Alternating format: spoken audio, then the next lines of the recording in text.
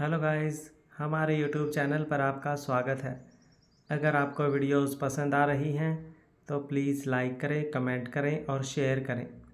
अगर आपने चैनल को अभी तक सब्सक्राइब नहीं किया है तो प्लीज़ चैनल को सब्सक्राइब करें। शेखावत फार्म हाउस में अक्सर फ़ोन पर बात करते हुए बाहर की तरफ आ गया था और प्याली, जो कब से बाहर हॉल में टहल रही उसका इंतज़ार कर रही थी, वो भी उसके पीछे पीछे आई, बाहर गार्डन में आ गई। अक्सर अभी भी फ़ोन पर बात कर रहा था कि अचानक से किसी ने उसके हाथ से फ़ोन पकड़कर अपने हाथ में लिया और कॉल डिस्कनेक्ट कर दी।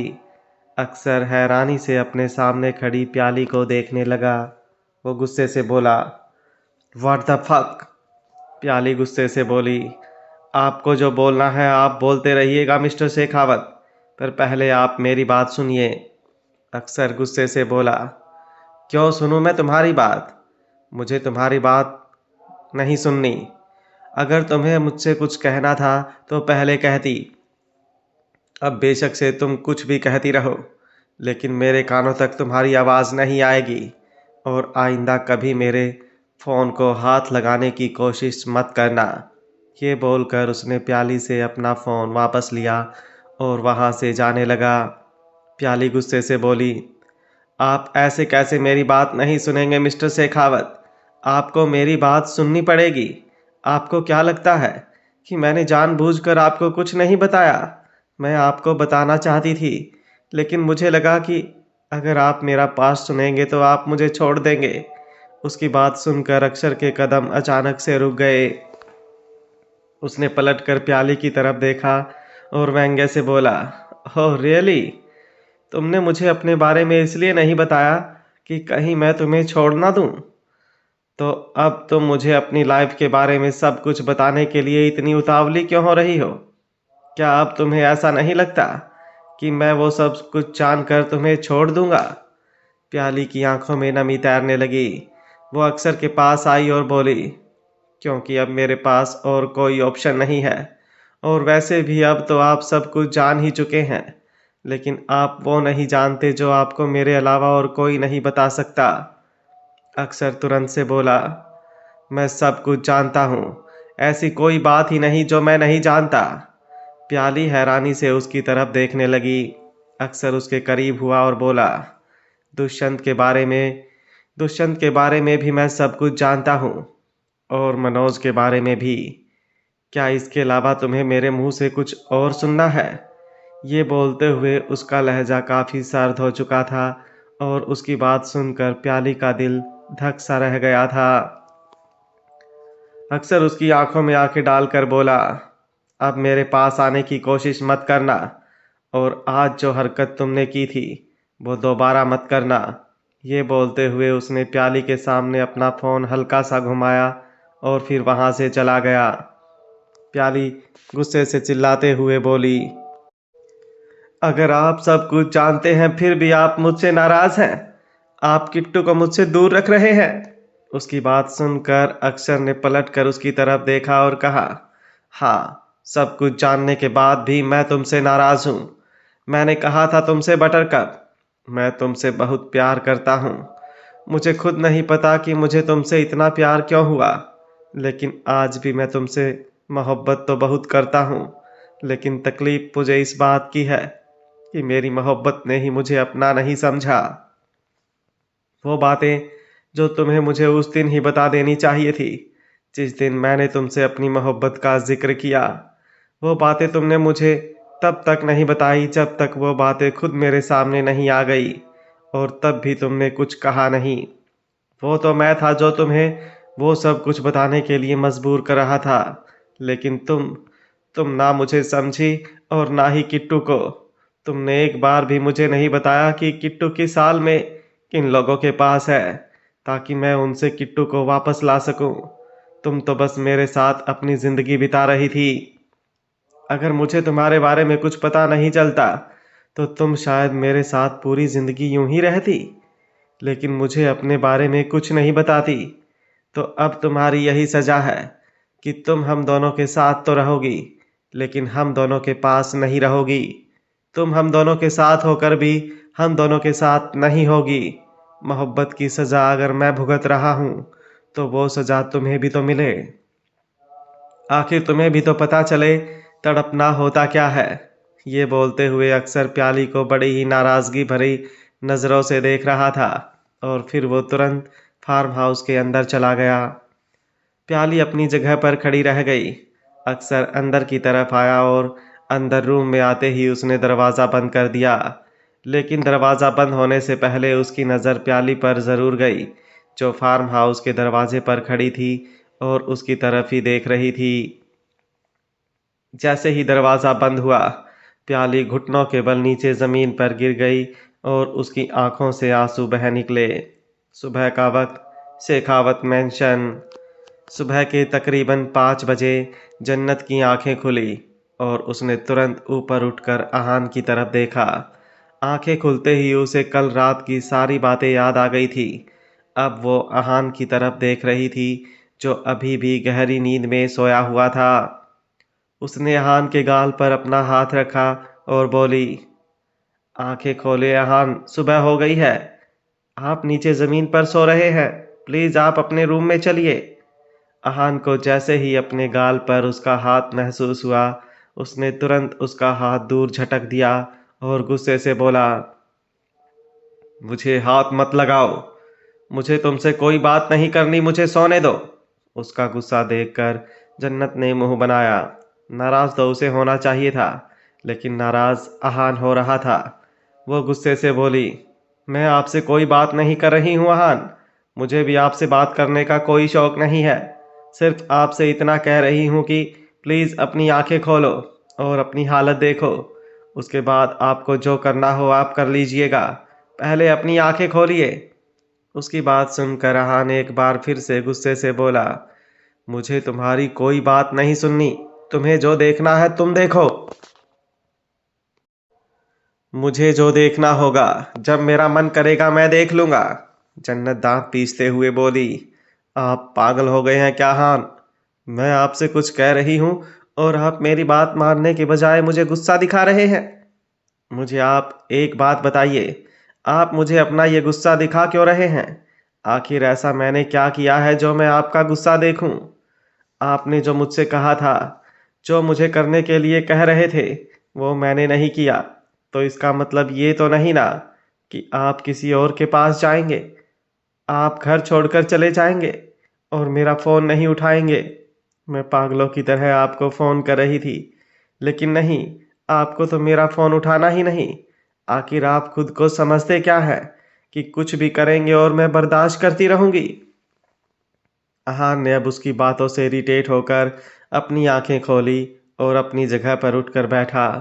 वो जन्नत की तरफ देखते हुए बोला, बस हो गया या कुछ और कहना है?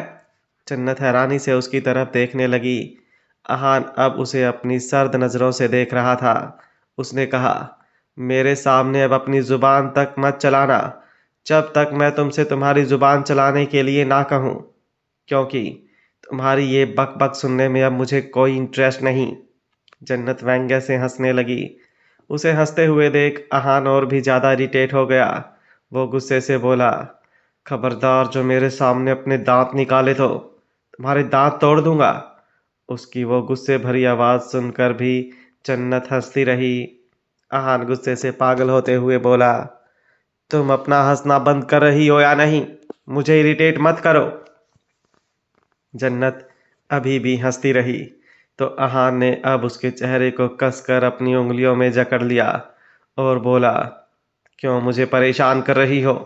कहा ना तुमसे मेरे सामने अपने दांत मत निकालो। ना ही मुझे तुम्हारी ये हंसी देखनी है और ना ही तुम्हारी कोई बात सुननी है।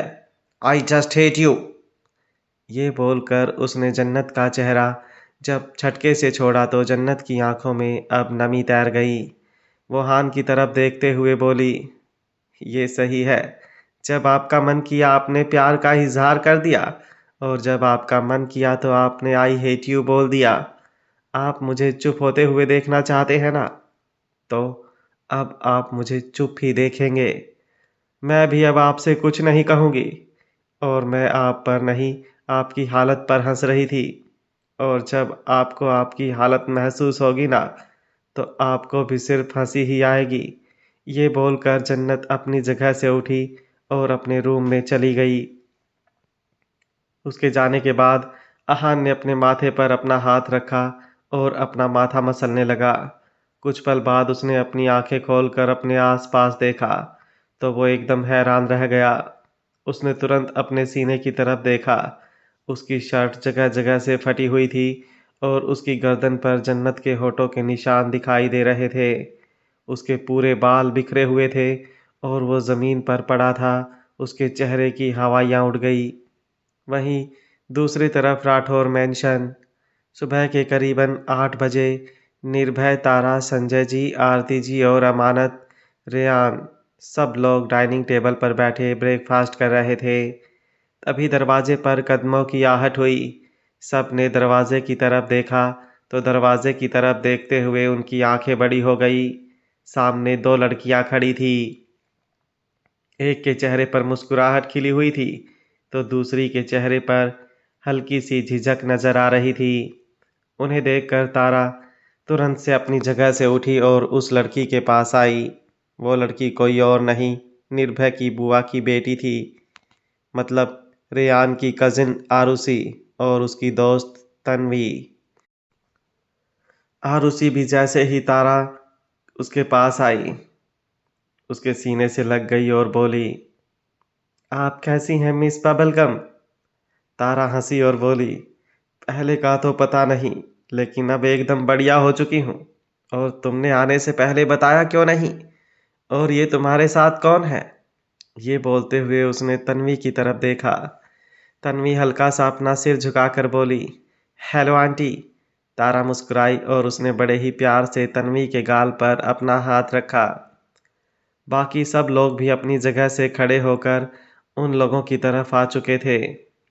जैसे ही आरुषि की नज़र रेयान पर गई, वो सीधा उसके सीने से आकर लग गए और बोली, कैसे हैं आप ब्रो? आपने तो शादी कर ली और मुझे बताया भी नहीं। रेयान मुस्कुराया और बोला, बस शादी जल्दी में हुई, और वैसे भी जब शादी हुई तो तुम न्यूयॉर्क में थी, तो तुम्हें बता भी देता तो तुम मेरी शादी पर तो आ नहीं सकती थी। पर बुआ दादी शादी में आई थी और काफ़ी एंजॉय किया उन्होंने मेरी शादी को। अमानत रेयान और आरुषि को हैरानी से देख रही थी। वहीं तन्वी की नज़रें भी रेयान पर थी, लेकिन जैसे ही रेयान ने उसकी तरफ देखा, उसने तुरंत अपनी नज़रें झुका ली। आरुषि तन्वी को लेकर आगे की तरफ आई और बोली, ये है मेरे वो ब्रो जिन्हें मैं तुमसे कब से मिलवाना चाहती थी, ताकि तुम दोनों एक दूसरे को पसंद करो और मैं तुम दोनों की शादी एंजॉय करूं। लेकिन लगता है मेरे रेयान ब्रो की किस्मत अच्छी थी जो उनकी जिंदगी में तुम नहीं आई।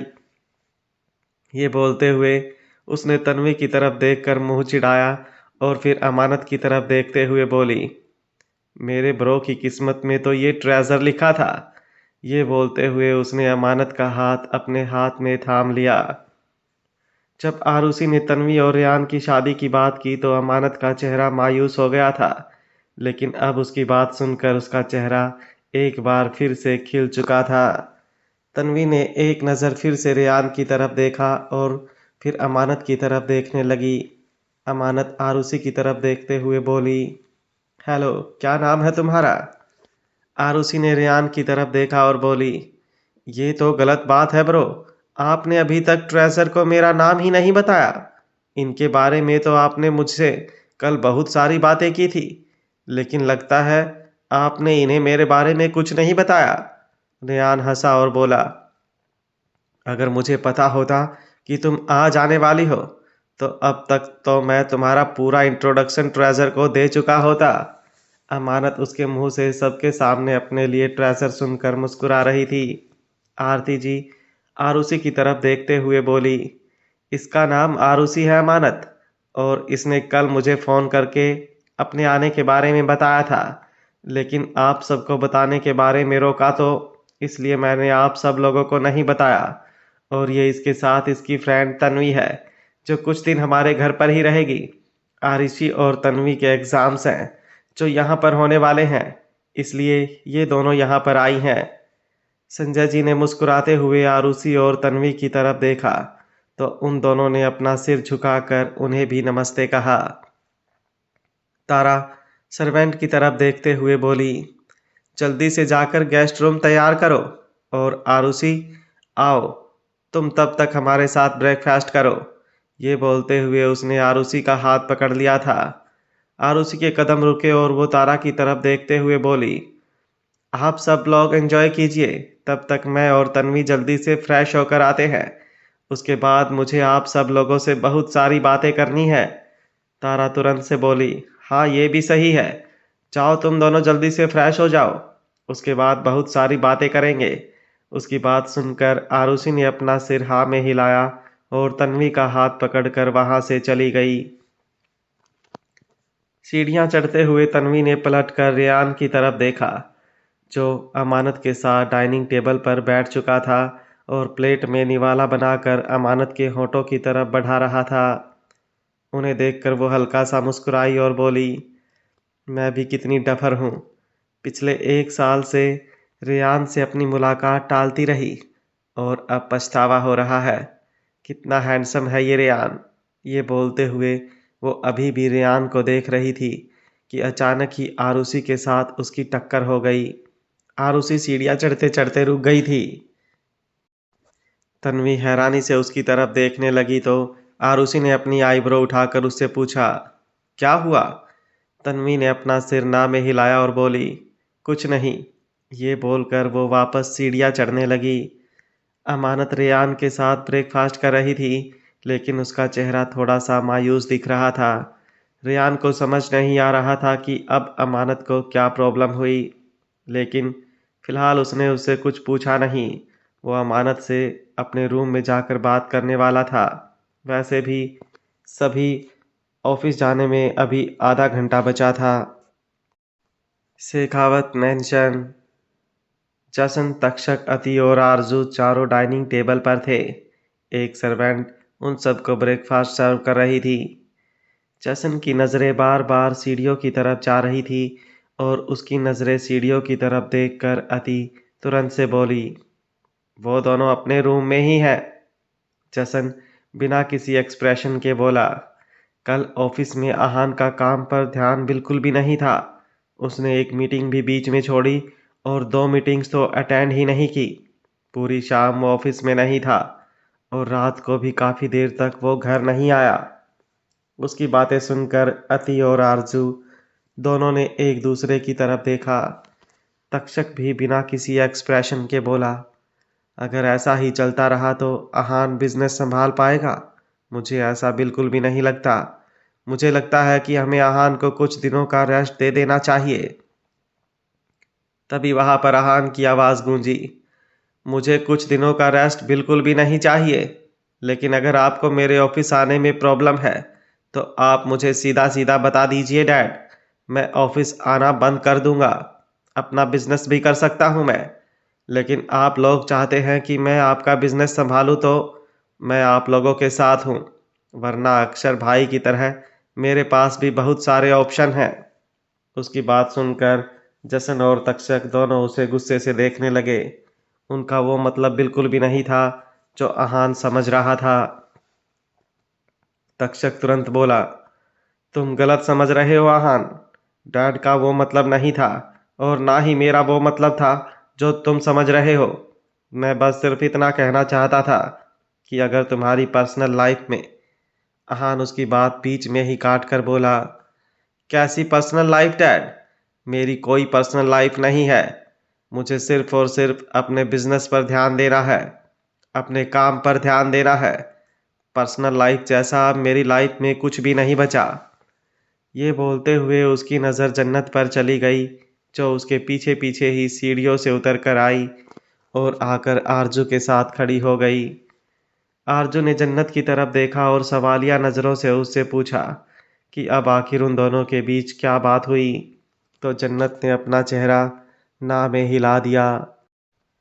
अभी कुछ देर पहले जब आहान और जन्नत दोनों अपने रूम में थे तो दोनों एकदम खामोश थे। दोनों में से ना ही कोई एक दूसरे की तरफ देख रहा था और ना ही कोई एक दूसरे से बात कर रहा था। ऐसा लग रहा था जैसे उस कमरे में पति पत्नी नहीं, कोई दो स्ट्रेंजर हैं जो ना एक दूसरे की तरफ देखना चाहते हैं, ना एक दूसरे से बात करना चाहते हैं। अहान को इन बातों पर और भी ज्यादा गुस्सा आ रहा था। वहीं जन्नत ने तो ठान ही लिया था कि वो अहान से बात तब तक नहीं करेगी जब तक अहान खुद से उससे बात नहीं करता और वो सारी बातें क्लियर नहीं करता जो जन्नत के दिमाग में है। जन्नत को सब कुछ बर्दाश्त था, लेकिन बेवफाई वो बर्दाश्त नहीं कर सकती थी। वो जब अमानत को ही अहान के ख्यालों में बर्दाश्त नहीं कर पाई तो और किसी के साथ उसकी नज़दीकियां तो बर्दाश्त कैसे ही करती। उससे पहले भी अहान को अमानत के लिए छोड़ने का फैसला लिया था और अब भी उसके दिमाग में बहुत कुछ चल रहा था। जन्नत आरजू की तरफ देखते हुए बोली, मॉम, मैं कॉलेज चलती हूँ। कुछ दिनों में मेरे कॉलेज में फ्रेशर पार्टी होने वाली है, तो उसमें मैं थोड़ा बिजी रहूंगी। शायद घर पर लेट आऊं, पर आप फिक्र मत कीजिएगा, मैं अपना ख्याल रखूंगी। आरजू उसकी तरफ देखकर कुछ बोलती उससे पहले ही अहान बोला, लगता है खुद को कुछ ज्यादा ही इम्पोर्टेंस देती हो तुम मिस हेमन। यहाँ पर सबको खुद से फुर्सत नहीं, तो तुम्हारे बारे में कोई क्या ही सोचेगा। बेशक से तुम अपना ख्याल रखना या ना रखना, वो सिर्फ तुम्हारी मर्जी है। यहाँ पर इस चीज को किसी और से कोई लेना देना नहीं। आरजू गुस्से से अहान की तरफ देखते हुए बोली, ये सब तुम क्या बोल रहे हो अहान? तुम जन्नत से ऐसी बात क्यों कर रहे हो? अब तुम दोनों के बीच क्या प्रॉब्लम हुई है?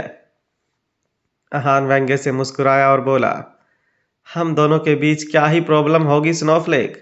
हम दोनों के बीच कोई प्रॉब्लम हो ही नहीं सकती, क्योंकि प्रॉब्लम उन लोगों के बीच होती है जिन लोगों के बीच कोई रिश्ता हो, कुछ खास रिश्ता। लेकिन अब हम दोनों सिर्फ और सिर्फ एक दूसरे के लिए अजनबी हैं। मुझे अजनबियों से कोई प्रॉब्लम नहीं होती। ये बोलकर वो तुरंत वहां से बाहर की तरफ चला गया। हती ने उसे रोकने की कोशिश की, लेकिन जसन ने उसे घूर कर देखा तो अब अति भी कुछ नहीं कर पाई। आरजू जन्नत की तरफ देखते हुए बोली, तो मुझे बताओ जन्नत, आखिर प्रॉब्लम क्या है? जन्नत फीका मुस्कुराई और बोली, कोई प्रॉब्लम नहीं है स्नोफ्लेक। आपसे कहा ना अहान ने कि हम दोनों के बीच कोई प्रॉब्लम हो ही नहीं सकती। खैर, अब मैं चलती हूँ, लंच कैंटीन में ही कर लूंगी। ये बोलकर वो भी अपना पैर संभालते हुए बाहर की तरफ चली गई। वो बाहर आकर दरवाजे की तरफ आई और फिर वहां से ऑटो में बैठकर कॉलेज के लिए चली गई। अहान गुस्से से मुंह बनाते हुए बोला, तो तुम मुझे ये दिखाना चाहती हो कि तुम्हें शेखावत फैमिली के साथ कोई रिश्ता तो नहीं रखना, लेकिन तुम्हें उनकी चीज़ों को भी यूज़ नहीं करना। पहले तुम हमेशा गाड़ी में जाती थी, लेकिन अब ऑटो से गई हो। आखिर प्रूव क्या करना चाहती हो तुम कि तुम्हें ये सब चीज़ नहीं चाहिए? और रहने दो मिस हेवन, बहुत अच्छी तरह से जानता हूँ मैं लड़कियों की फितरत क्या होती है, ड्रामा करना और फिर सामने वाले को अपने ड्रामे से पागल करना। लेकिन अहान शेखावत अब तुम्हारे ड्रामे में नहीं आएगा। एक बार उसने गलती कर दी, पर अब वो दोबारा ये गलती नहीं करेगा।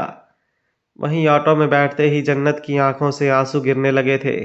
उसे अहान की नाराजगी, उसका गुस्सा, उससे लड़ाई सब कुछ बर्दाश्त थी, लेकिन अपने रूम में वो नहीं चाहती थी कि बाकी सबके सामने उन दोनों के रिश्ते का तमाशा बने। और आज अहान ने उसका वही डर पूरा कर दिया था। वो नहीं चाहती थी कि सबको उन दोनों के बीच की प्रॉब्लम्स के बारे में पता चले, और अहान ने तो जैसे चीख चीख कर सबको सब कुछ बता दिया था। वो रोते हुए बोली, आपको ये नहीं करना चाहिए था अहान, मुझे समझ में नहीं आता। फिर कभी पत्थर तो कभी एकदम फूल बन जाते हैं, लेकिन सामने वाले का भी दिल है अहान। अगर आप इस तरह से ही पल पल बदलते रहेंगे तो सामने वाला तो बस आपको देखता ही रह जाएगा, ना वो आपको पूरी जिंदगी समझ पाएगा और ना ही आपके साथ रह पाएगा। ये बोलते हुए वो अपने आंसू साफ कर रही थी। वहीं दूसरी तरफ ठाकुर मेंशन, अरनाथ और मीठी दोनों अपने रूम में थे और अरनाथ बेड पर मीठी के ऊपर झुका हुआ था। वो उसे गर्दन पर किस कर रहा था और मीठी भी उसे प्यार से देख रही थी। 2 दिन पहले जो उनके बीच मोहब्बत का सिलसिला शुरू हुआ वो अपने उफान पर था। दोनों ही एक दूसरे की करीबियों को बहुत ही ज़्यादा महसूस कर रहे थे। अरनाथ कल भी ऑफिस से जल्दी आया और आते ही उसने मीठी पर अपना प्यार बरसाना शुरू कर दिया था और अब एक बार फिर से दोनों अपनी खूबसूरत सी सुबह को और भी ज़्यादा खूबसूरत बना रहे थे। अरनाथ मीठी की तरफ देखते हुए बोला, आई लव यू स्वीट। मीठी भी उसकी गर्दन पर किस करते हुए बोली, I love you too mister sweet.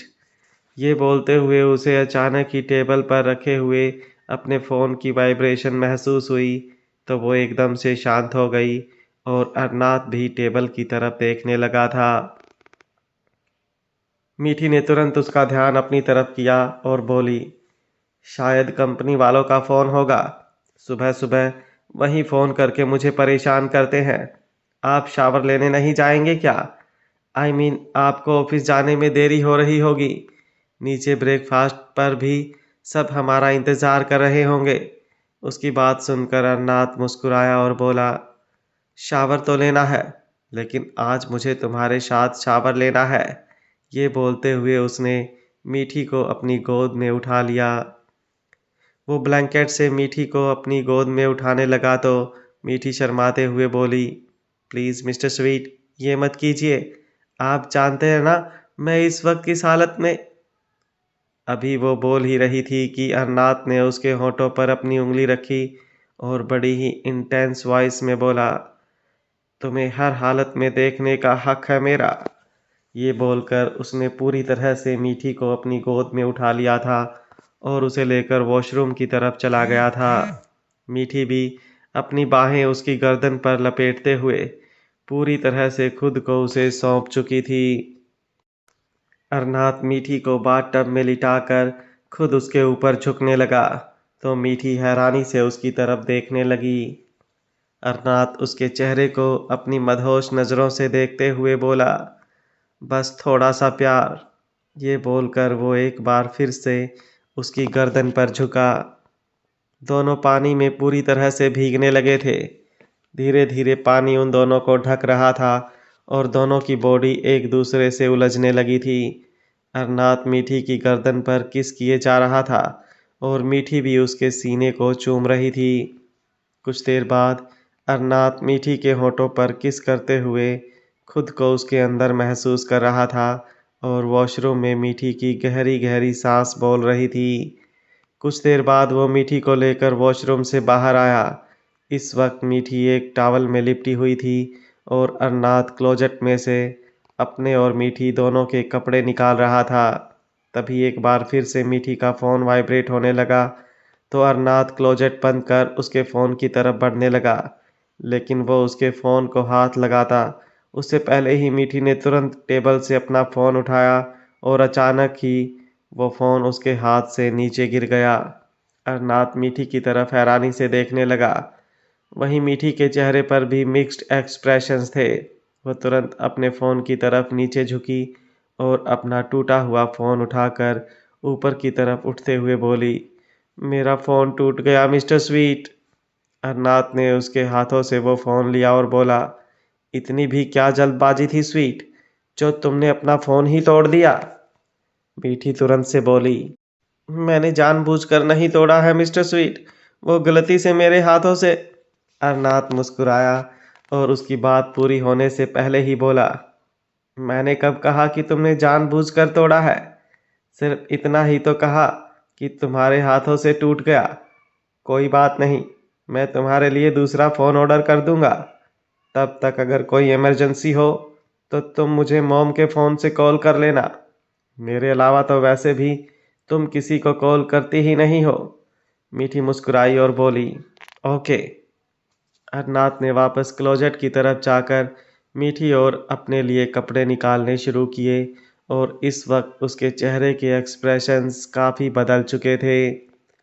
वो जानता था कि मीठी ने जानबूझकर अपना फ़ोन नीचे गिरा दिया ताकि अरनाथ उसके ऊपर आ रही कॉल ना देख सके, लेकिन अरनाथ बिना फ़ोन की तरफ देखे ही समझ चुका था कि उस पर किसकी कॉल आ रही है। उसने गहरी सांस ली और बोला, तुम्हें तो मैं छोड़ूंगा नहीं जतिन। तुम्हारी वजह से मेरी स्वीट इतनी परेशान है और मुझसे तुम्हारे बारे में इतना सब कुछ छुपा रही है। तुम्हें बिल्कुल नहीं छोड़ूंगा मैं। ये बोलकर उसने एक बार फिर से गहरी सांस ली और फिर वापस मीठी की तरफ आया। उसने मीठी को उसके कपड़े दिए और फिर अपने कपड़े लेकर चेंजिंग रूम में चला गया। मीठी अपने टूटे हुए फ़ोन की तरफ देखते हुए बोली, I am so sorry mister sweet, लेकिन इसके अलावा मेरे पास और कोई ऑप्शन भी नहीं था। मैं नहीं चाहती कि आपको जतिन के बारे में पता चले। मैं इस चीज़ को खुद हैंडल करना चाहती हूँ। अगर वो मेरे मोम डैड है तो मुझे पहले खुद से हर चीज़ कंफर्म करनी होगी और उसके बाद ही मैं आपसे इन सब चीज़ों के बारे में बात करूँगी। मेरा दिल नहीं मानता कि आप मुझे धोखा दे सकते हैं, लेकिन मैं उन लोगों को भी नहीं झुठला सकती। इसलिए मैं पहले खुद से सब कुछ पता लगाऊंगी। बहुत प्यार करती हूँ मैं आपसे और आपके इस प्यार को खोना नहीं चाहती। ये बोलते हुए उसकी आंखों में नमी तैर रही थी। Shekhawat farm house. अक्सर किट्टू को अपनी गोद में लेकर बाहर की तरफ आया और उसने सर्वेंट को किट्टू के लिए सेरेलेक बनाने के लिए कहा। काव्यांजलि भी वहीं पर थी और अक्सर के बिल्कुल करीब होकर खड़ी थी। उसने अक्सर से किट्टू को मांगा, लेकिन अक्सर ने उसे किट्टू नहीं दिया और बोला, मैं कुछ वक्त अपने बेबी बॉय के साथ स्पेंड करना चाहता हूँ। ये बोलते हुए उसकी नज़रें प्याली पर थी जो अभी अभी हॉल में आई थी। वो कल रात हॉल में ही सोई थी ताकि अगर किट्टू रात को रोए तो वो तुरंत उसके पास जा सके। लेकिन रात को किट्टू नहीं रोया और अभी प्याली थोड़ी देर पहले दूसरे रूम में फ्रेश होने गई थी। वो शावर लेकर बाहर आई और फिर तुरंत से बाहर हॉल में भी आ गई। उसकी नज़रें किट्टू पर थी। कितना तरस रही थी वो किट्टू के लिए, लेकिन उसकी किस्मत उसका इतना भी साथ नहीं दे रही थी कि वो किट्टू को अपनी गोद में उठाकर सुकून से उसे अपने सीने से लगा सके। तभी वो सर्वेंट अपने हाथों में एक बाउल लेकर अक्सर के सामने आकर खड़ी हुई। काव्यांजलि ने वो बाउल ट्रे से उठाया और अक्सर की तरफ देखते हुए बोली, आप किट्टू को मुझे दे दीजिए मिस्टर शेखावत, मैं इसे सेरेलेक खिला दूंगी, आप फिक्र मत कीजिए। अक्सर ने किट्टू को काव्यांजलि को दिया और काव्यांजलि वहीं पर बैठकर उसे सेरेलेक खिलाने लगी। अक्षर को तभी एक कॉल आया और फ़ोन पर बात करने के लिए अक्षर बाहर की तरफ चला गया। जैसे ही वो अंदर आया तो उसकी नज़र प्याली पर गई जो चेयर पर बैठी किट्टू को अपनी गोद में लिए हुए थी और उसे सेरेलेक खिला रही थी। अक्षर ने जैसे ही उन दोनों को देखा उसका चेहरा गुस्से से कांपने लगा। वो गुस्से से कांपते हुए बोला, what the fuck is this. उसके गुस्से भरी आवाज़ सुनकर प्याली का हाथ कांपने लगा और उसके हाथों से चम्मच नीचे ज़मीन पर गिर गई। प्याली डर से कांपते हुए अक्सर की तरफ देख रही थी जो गुस्से से उसे घूर रहा था। अक्सर को प्याली का किट्टू के पास आना भी अब बर्दाश्त नहीं था। वो प्याली से इस कदर नाराज़ था कि वो प्याली को ही किट्टू से दूर करने में लगा हुआ था। उसने बिल्कुल प्याली के करीब आकर एक झटके से उसकी गोद से किट्टू को ले लिया और बोला, खबरदार अगर आइंदा किट्टू के करीब भी आई तो कोई ज़रूरत नहीं है उसे तुम्हारी। उसके लिए नैनी रखी हुई है मैंने जो उसे ढंग से खाना खिला सकती है। तुम्हें उसकी फिक्र करने की ज़रूरत नहीं। प्याली तुरंत से अपनी जगह से उठी और बोली, ये सब आप क्या बोले जा रहे हैं मिस्टर शेखावत। अब तो प्लीज़ आप अपनी नाराज़गी छोड़ दीजिए ना। प्लीज़ किट्टू को मुझे दे दीजिए, उसे भूख लगी है। वो काव्यांजलि के हाथों से खा नहीं रहा था, इसलिए मैंने उसे अपने हाथों से खिलाना शुरू किया। वो मेरे हाथों से खा रहा था। प्लीज़ आप उसे मुझे दे दीजिए। अक्सर ने गुस्से से काव्यांजलि की तरफ देखा और बोला, क्या ये सच है कि किट्टू तुम्हारे हाथों से खाना नहीं खा रहा था। काव्यांजलि डर से कांपते हुए बोली, वो क्या है ना कि किट्टू रो रहा था तो मिसेस शेखावत मेरे पास आई और उन्होंने कहा कि वो उसे चुप करा देंगी। वो उनके पास जाएगा तो चुप हो जाएगा, इसलिए मैंने उसकी बात पूरी होती उससे पहले अक्सर गुस्से से कांपते हुए बोला, खबरदार, अगर आइंदा ऐसी गलती हुई तो तुम्हारी ये गलती पहली भी है और आखिरी भी। अगर तुमसे तुम्हारी ड्यूटी नहीं होती तो अभी इसी वक्त यहां से दफा हो जाओ, लेकिन अगर मुझे तुम्हारी तरफ से कोई भी गलती मिली तो मैं छोड़ूंगा नहीं तुम्हें। ये बोलकर उसने एक नज़र जब प्याली पर डाली तो प्याली उसकी तरफ देखती ही रह गई। अब उसे भी अक्सर की इन हरकतों पर गुस्सा आने लगा था। माना वो उससे नाराज था, उससे गलती हुई थी, लेकिन इसका मतलब ये तो नहीं कि वो इस तरह से उसे किट्टू से दूर कर देगा। वो तुरंत गुस्से से कांपते हुए बोली, बस बहुत हुआ मिस्टर शेखावत। मेरे किट्टू को कोई मुझसे दूर नहीं कर सकता। मुझे भी मेरी गलतियों का रियलाइजेशन है। मैं जानती हूँ, मैं भी जानती हूँ कि मुझसे गलती हुई है। मैंने हमारे रिश्ते पर यकीन नहीं किया, लेकिन इसका मतलब ये नहीं कि आप मुझे सजा ही देते रहेंगे। इतनी भी बड़ी गलती नहीं की है मैंने, जो आपने मेरे बेटे को ही छीन लिया। अक्सर गुस्से से बोला, मुझे जो करना होगा मैं करूँगा। किसी की औकात नहीं मुझे रोकने की। प्याली भी गुस्से से गरजते हुए बोली, एक माँ को अपने बेटे के पास जाने के लिए किसी औकात की जरूरत नहीं होती। अक्सर व्यंग्य से हंसा और बोला, ओह रियली? तो तुम्हें याद आ गया, तुम एक माँ हो, तुम्हारा एक बेटा है जिसके पास तुम्हें जाना है। मुझे तो लगा शायद इस जन्म में तो तुम्हें ऐसा कुछ याद आएगा ही नहीं। वो क्या है ना, तुम दूसरी बातों में जो उलझी रहती हो।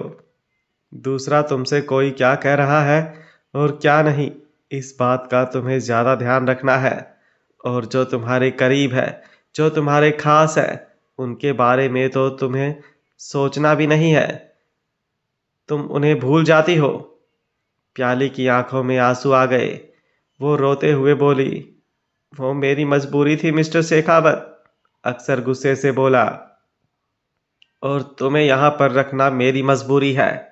वो क्या है ना बीवी, बीवी हो तुम मेरी, यूं ही दूसरों के हवाले नहीं छोड़ सकता। अक्सर के ऐसा कहने पर प्याली की आंखें बड़ी हो गई। वो तुरंत से बोली, मैंने कभी नहीं सोचा था मिस्टर शेखावत आप मुझसे इस तरह से बात करेंगे। अक्सर भी सरकास्टिक वे में बोला, और मैंने भी कभी नहीं सोचा था कि मुझे इस तरह से बात करनी पड़ेगी। अब मेरी आंखों के सामने से दफा हो जाओ, इससे पहले कि मेरा गुस्सा और ज्यादा बढ़ जाए। मैं नहीं चाहता मैं तुमसे और कुछ कहूं, इसलिए just get out from here. प्याली व्यंग्य से मुस्कुराई और बोली, आपको और कुछ कहने की जरूरत भी नहीं है। जिन्हें जो सुनना था वो सुन चुके हैं। शुक्रिया मिस्टर शेखावत, मुझे इतनी इज्जत देने के लिए। ये बोलकर प्याली अपने आंसू साफ करते हुए वहां से अपने रूम की तरफ भाग गई और अक्सर बस उसे जाते देखता रह गया। उसने गुस्से से काव्यांजलि की तरफ देखा और बोला, आइंदा अगर तुमने किट्टू की तरफ जरा सी भी लापरवाही की तो मैं तुम्हें छोड़ूंगा नहीं। नौकरी से तो तुम जाओगी, अपनी जान से भी हाथ धो बैठोगी। ये बोलकर उसने काव्यांजलि को किट्टू दिया और फिर वहां से अपने रूम में चला गया। काव्यांजलि डर से एकदम कांप रही थी। निशा उसके पास आई और बोली, तुम ठीक तो हो ना?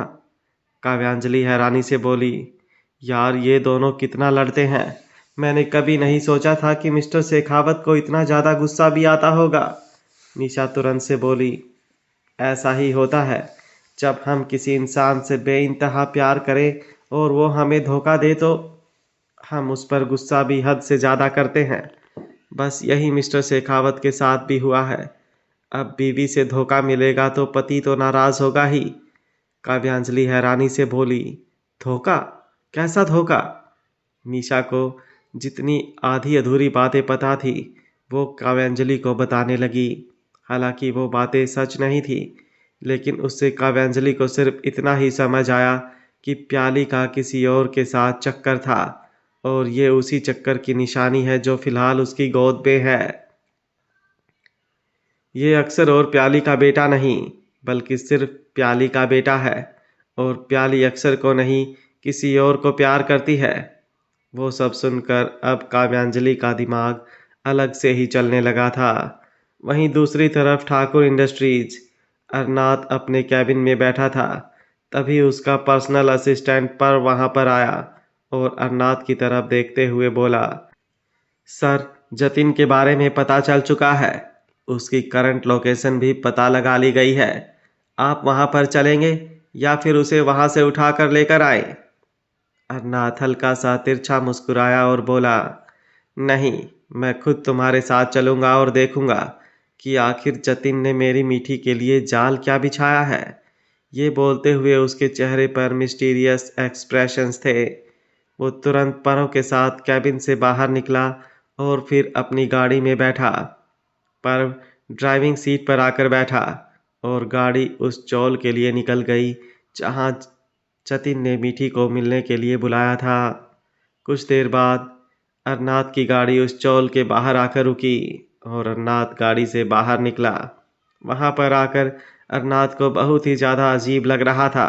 आसपास बहुत अजीब अजीब से लोग थे। हालांकि जिस दिन मीठी वहां पर आई थी उस दिन यहाँ के हालात थोड़े अलग थे, लेकिन अब तो यहाँ के हालात थोड़े अलग ही थे। उस जगह पर सबसे ज़्यादा शराब की स्मेल आ रही थी और ऐसा लग रहा था जैसे वहाँ पर इधर उधर हो रहे हर एक इंसान ने शराब पी रखी हो। कोई लड़की या फिर औरत वो वहाँ पर नज़र नहीं आ रही थी। दूर दूर तक बस अरनाथ को वो लोग नज़र आ रहे थे जो नशे में इधर उधर लड़खड़ा रहे थे। परम ने सामने एक घर की तरफ देखते हुए कहा, जतिन वहाँ पर रहता है। अरनाथ ने एक गहरी सांस ली और फिर जतिन के घर की तरफ आया। अंदर जाकर जैसे ही उसने दरवाज़ा खोला तो उसे सामने बेड पर बैठा हुआ जतिन दिखाई दिया, जिसके साथ कुछ लोग और भी बैठे थे और वो लोग वहाँ पर जुआ खेल रहे थे। वो सब देखकर अरनाथ हैरान रह गया। जतिन नशे में इतना ज़्यादा टुन्न था कि उसे पता ही नहीं चला कब कौन उसके घर के दरवाजे पर आया और उसे देखकर वहां से चला भी गया। अरनाथ अंदर नहीं जाना चाहता था। वो ऐसी जगह पर कोई भी तमाशा नहीं करना चाहता था जहां पर चीज उसके अगेंस्ट जा सके। इसलिए उसने पर्व को इशारों इशारों में कुछ कहा और फिर अपनी गाड़ी में बैठकर वहां से चला गया। पर्व अभी भी वहीं पर खड़ा था और उसने अपने फ़ोन से किसी को फ़ोन कर दिया था। वहीं दूसरी तरफ ठाकुर मैंशन, मीठी अपने हाथ में पकड़े हुए फ़ोन की तरफ देख रही थी। उसे जतिन को फ़ोन करना था ताकि वो जतिन से कुछ चीज़ क्लियर कर सके। उसे अपने माँ बाप से दोबारा मिलना था।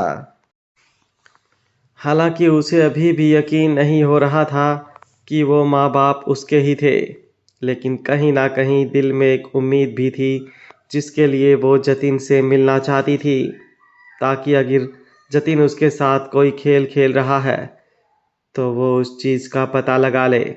लेकिन उसका फ़ोन ही टूट चुका था और किसी और के फ़ोन से वो जतिन को फ़ोन कर नहीं सकती थी। तभी वो कुछ सोचते हुए बोली, क्या मैं उसी जगह पर जाऊं जहां पर मुझे जतिन ने मेरे माँ बाप से मिलाया था? हाँ, शायद यही सही होगा। लेकिन अगर मिस्टर स्वीट को पता चल गया तो वो मुझसे बहुत ज़्यादा नाराज़ हो जाएंगे। उस दिन तो मैं बच गई, लेकिन अगर आज उन्हें किसी ने कुछ कह दिया तो नहीं नहीं, मैं उनका यकीन नहीं तोड़ सकती। अगर वो लोग मेरे माँ बाप भी हैं तो ज़रूरी तो नहीं ना कि मिस्टर स्वीट ने ही मुझे उनसे दूर किया हो। मिस्टर स्वीट ऐसा कभी नहीं कर सकते। मुझे सच का पता तो लगाना ही होगा। मुझे समझ में नहीं आ रहा मैं क्या करूं। ये बोलते हुए उसके चेहरे पर फ्रस्ट्रेशन साफ नज़र आ रही थी। काफ़ी कुछ सोचकर उसने यही फैसला लिया कि वो उस जगह पर जाएगी और सारे सच का पता लगाएगी। वो जल्दी से तैयार हुई और नीचे हॉल की तरफ आई, लेकिन जैसे ही वो दरवाजे से निकलने को हुई, दरवाजे से अरनाथ अंदर की तरफ आया। अरनाथ को देखकर मीठी की आंखें बड़ी हो गई। वहीं अरनाथ उसके सामने आकर खड़ा हुआ और उसे गौर से देखते हुए बोला, क्या हुआ स्वीट, तुम कहीं जा रही हो क्या? मीठी के होश उड़ गए। वहीं दूसरी तरफ राठौर मेंशन रेयान और अमानत दोनों अपने रूम में थे। रेयान इस वक्त ड्रेसिंग में मिरर के सामने खड़ा था और बेड पर बैठी अमानत की तरफ देख रहा था, जिसका चेहरा उतरा हुआ था। रेयान ने ब्रेकफास्ट टेबल पर ही उसके उतरे हुए चेहरे को नोटिस कर लिया था, लेकिन फिलहाल उससे कुछ पूछा नहीं था। वो अपनी शर्ट के बटन बंद करने के लिए बाद अमानत के पास आया और बोला, क्या हुआ ट्रेजर, तुम परेशान हो क्या? अमानत ने एक नज़र उसकी तरफ देखा और अपना चेहरा ना में हिलाकर वापस अपना चेहरा झुका लिया। रेयान हल्का सा मुस्कुराया और फिर उसके सामने बैठकर बोला, अच्छा बताओ किस बात को लेकर परेशान हो? अमानत मुंह बनाते हुए बोली, मुझे तन्वी को लेकर इनसिक्योरिटी हो रही है। रेयान ने हैरानी से उसकी तरफ देखा और बोला, तन्वी को लेकर इनसिक्योरिटी? लेकिन क्यों? ऐसा क्या कर दिया उसने? वो तो अभी अभी घर पर आई है। अमानत तुरंत से बोली, तो क्या उसके कुछ करने का इंतजार करो? आपने देखा नहीं कैसे आरुषि ने कहा कि वो आपकी और तन्वी की शादी कराना चाहती थी? क्या आप तन्वी से प्यार करते हैं? क्या तन्वी वो लड़की है? रेयान उसकी बात बीच में काट कर बोला, एक मिनट, पहले तुम मुझे ये बताओ कि तुम मुझे आप कहकर क्यों बात कर रही हो? अमानत हैरानी से उसकी तरफ देखने लगी। उसे खुद समझ में नहीं आ रहा था कि उसने रेयान को आप कब से बोलना शुरू कर दिया। रेयान एक बार फिर से बोला, बताओ ना ट्रेजर, तुमने मुझे आप कब से कहना शुरू कर दिया? तुम तो मुझे तुम कहकर बुलाती हो ना, तो फिर ये आपका क्या राज है? अमानत तुरंत से बोली, मुझे परेशान मत करो रेयान, मैं पहले ही बहुत परेशान हूँ। रेयान मुस्कुराते हुए बोला, एक बार फिर से तुम मेरा नाम लेने लगी। अमानत ने अब इरिटेट होते हुए उसकी तरफ देखा और बोली, चाहिए मुझे आपसे बात ही नहीं करनी। रेयान हंसा और बोला, एक बार फिर से आप कहकर बात करने लगी। अमानत अब उसे घूर कर देखने लगी। अब उसने एक शब्द भी नहीं कहा, बस उसे देखती रही। रेयान अभी भी हंसे जा रहा था, लेकिन फिर उसने खुद को कंट्रोल किया और हंसना बंद कर वो बिल्कुल अमानत के करीब हो गया। अमानत वहाँ से उठने लगी। रेयान ने उसका हाथ पकड़कर उसे रोक लिया। उसने अमानत को वापस बेड पर अच्छे से बिठाया और फिर उसका चेहरा अपने हाथों में थाम लिया। अमानत की धड़कनें तेजी से बढ़ गई। हालांकि वो रेयान से नाराज हो रही थी, लेकिन जैसे नाराजगी तो पता नहीं कहाँ पर जाकर दफन हो गई थी। फिलहाल तो उसका दिल जोरों से धक धक कर रहा था और हर एक धड़कन चीख चीख कर रेयान का नाम ले रही थी। रेयान उसके चेहरे को अपने हाथों में थामे बड़े ही प्यार से बोला, ऐसा कुछ भी नहीं है ट्रेजर, जैसा तुम सोच रही हो तन्वी। वो ये बोलते बोलते रुका और फिर वापस बोला, मैं किसी लड़की से प्यार नहीं करता हूँ और तन्वी का तो दूर दूर तक इन सब चीज़ों से कोई लेना देना नहीं है। तुम्हें तन्वी से इनसिक्योर होने की कोई ज़रूरत नहीं है। तन्वी मेरी कज़न सिस्टर की बहन है, तो मेरे लिए भी वो मेरी कज़न सिस्टर की तरह ही हुई। मेरे और उसके बीच ऐसा कुछ भी नहीं है कि तुम्हें इतना परेशान होना पड़े।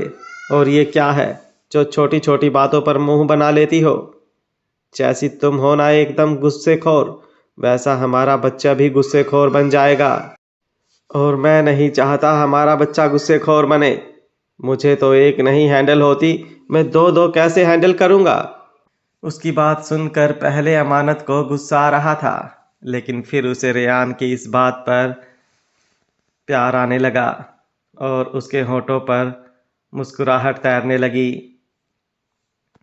उसे मुस्कुराते हुए देख रेयान तुरंत से बोला, हाँ बिल्कुल ऐसे ही मुस्कुराया करो, ताकि हमारा बच्चा भी एकदम हंसता मुस्कुराता हुआ पैदा हो।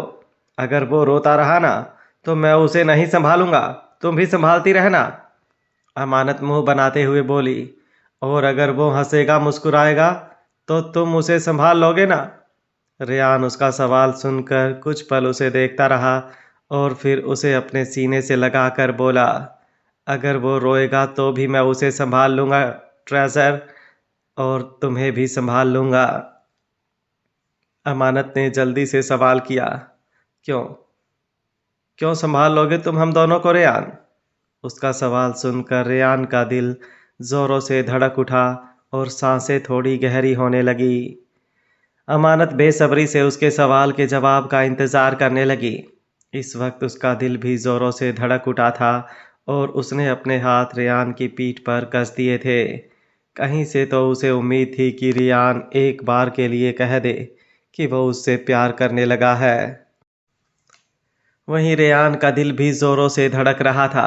उसे समझ नहीं आ रहा था वो अमानत को क्या कहे, लेकिन एक गहरी सांस लेकर वो हल्का सा मुस्कुराया और बोला, क्योंकि मैं बहुत प्यार करता हूँ। उसका जवाब सुनकर अमानत का चेहरा एकदम से खिल उठा। वो तुरंत रेयान से अलग हुई और हैरानी से बोली, क्या क्या कहा तुमने? रेयान एक बार फिर से मुस्कुराते हुए बोला, मैं बहुत प्यार करता हूँ। अब उसका जवाब सुनकर अमानत का चेहरा लाल होने लगा। तभी अचानक से दरवाज़ा नॉक हुआ। अमानत और रेयान दोनों ने तुरंत दरवाजे की तरफ देखा तो वहाँ पर आरुषि खड़ी थी। आरुषि रेयान की तरफ देखते हुए बोली, वो आई एम सॉरी अगर मैंने आप दोनों को डिस्टर्ब किया, लेकिन मुझे वो थोड़ा सा काम था। भाई, क्या आप मेरी एक हेल्प कर सकते हैं? रेयान ने अमानत का हाथ छोड़ा और बेड से उठकर आरुषि के पास आया और बोला, हाँ बताओ ना क्या हुआ? अमानत उन दोनों की तरफ देख रही थी, लेकिन फिलहाल उसके दिल में इस वक्त तरंगे छिड़ी हुई थी। रेयान के मुंह से ये सुन कि वो उसे प्यार करता है, उसके लिए कितना सुकूनदायक था, ये सिर्फ वही जानती थी। अब वो बिना किसी टेंशन के रेयान को आरुषि और तन्वी के साथ देख सकती थी, वरना अब तक तो उसका दिल जोरों से धक धक कर रहा था कि कहीं रेयान उसे छोड़कर सच में उस तन्वी से शादी ना कर ले। उसे बहुत ज़्यादा इनसिक्योरिटी फील हो रही थी। आरुषि रेयान की तरफ देखते हुए बोली, वो क्या है ना, मेरा और तन्वी का कुछ दिनों बाद एग्ज़ाम होने वाला है, लेकिन अभी तक हमने कॉलेज में अपने फॉर्म सबमिट नहीं की है, तो क्या आप मेरे साथ कॉलेज चल सकते हैं? आई मीन मेरे लिए यहाँ पर सब कुछ नया नया है, तो मुझे थोड़ी सी टेंशन हो रही है। अगर आप साथ में चलेंगे तो मेरी हेल्प हो जाएगी। रेयान जल्दी से बोला, हाँ क्यों नहीं, तुम फिक्र मत करो, मुझे बस बता देना कब जाना है, मैं उसी हिसाब से अपना शेड्यूल प्लान कर लूँगा। आरुषि मुस्कुराई और सीधा रेयान के सीने से लगकर बोली, थैंक यू सो मच भाई, आपने मेरी बहुत बड़ी प्रॉब्लम सॉल्व कर दी। मैं जल्दी ही आपको बाकी सारी इन्फॉर्मेशन भी देती हूँ। Thank you so much, thank you. ये बोलकर वह मुस्कुराई और रूम से बाहर चली गई। रेयान ने दरवाज़ा बंद किया और वापस अमानत की तरफ देखने लगा तो अमानत के चेहरे पर मुस्कुराहट देखकर वो भी मुस्कुराया। वो वापस आईने के सामने आकर खड़ा हुआ और खुद की तरफ देखने लगा तो उसकी हिम्मत नहीं हो रही थी खुद से नज़रें मिलाने की। उसने अमानत से झूठ कहा था, लेकिन फिर वो एक गहरी सांस लेकर खुद से बोला, मैंने तुमसे झूठ नहीं कहा है अमानत, मैं सच में प्यार करता हूँ, लेकिन शायद तुमसे नहीं, पर हमारी बेबी से ज़रूर। उसके लिए मेरा प्यार झूठा नहीं है। दूसरी तरफ अमानत मिरर में से रेयान को देख रही थी। अभी भी उसके चेहरे पर लंबी सी स्माइल थी। वहीं दूसरी तरफ शेखावत फार्म हाउस। अक्सर फिलहाल फार्म हाउस पर नहीं था। उसे ऑफिस के काम की वजह से वहाँ से जाना पड़ा। उसके जाने के बाद प्याली बाहर की तरफ आई तो उसकी नज़र काव्यांजलि पर गई, जो किट्टू को अपनी गोद में लेकर चुप करा रही थी। लेकिन किट्टू चुप हो ही नहीं रहा था। हालांकि किट्टू 2 साल का था, अच्छे से बैठ जाता था, थोड़ा बहुत चलता भी था, लेकिन फिर भी उसे गोद में रहने की आदत थी। काव्यांजलि उसे चुप कराने की कोशिश कर रही थी, लेकिन वो चुप हो ही नहीं रहा था। तभी प्याली उसके पास आई और बोली, मुझे दो किट्टू को, मैं चुप करवा देती हूँ। ये बोलकर वो काव्यांजलि के हाथों से किट्टू को लेने लगी तो काव्यांजलि ने तुरंत अपने हाथ पीछे की तरफ हटा लिए और बोली, सॉरी मैडम, लेकिन मैं आपको किट्टू नहीं दे सकती हूँ। प्याली हैरानी से उसकी तरफ देखने लगी। काव्यांजलि तुरंत बोली, आज सुबह जो तमाशा हुआ, मैं नहीं चाहती वो दोबारा हो। आपका तो कुछ नहीं जाएगा मैडम, लेकिन मेरी जॉब चली जाएगी और मुझे ये जॉब बहुत प्यारी है। प्लीज़ आप यहाँ से चले जाइए, मैं किट्टू आपको नहीं दे सकती। प्याली गुस्से से बोली, ऐसे कैसे तुम किट्टू मुझे नहीं दे सकती? किट्टू बेटा है मेरा, उस पर हक है मेरा। और वो सब भी छोड़ो, किट्टू इस वक्त रो रहा है, तुमसे चुप नहीं हो रहा, तो मैं तो उसे तुमसे लूंगी ही ना।